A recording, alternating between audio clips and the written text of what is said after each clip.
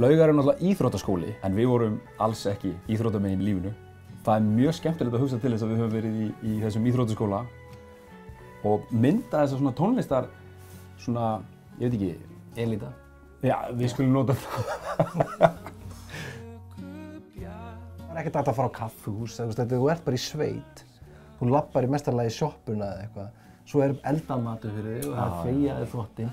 Það algjör lúxus, þannig að bara endalausan tíma átt ekki að hugsa neitt. Nei. Annað en að lesa bækur og spila á gítar. Hvað getur maður beðið það? Ef maður 15 ára? Ekki neitt. Best í heim. Ég ætla að kvarta við þessu. Please.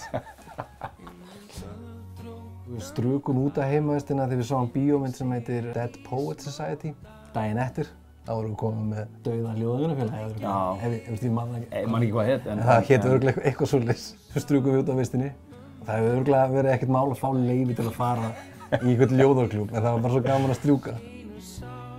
Voru samt bara við hliðin á heimavistinni, sko. Já, þetta var svona skógur, svona gamalt torfbæri eitthvað inn í skóginum. Og þar vorum við með svona ljóðaklúbb, þar sem við hittumst nokkrir.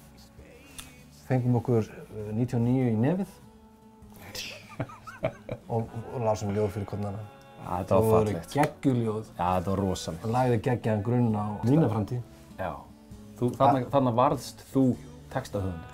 Ég myndi segja það.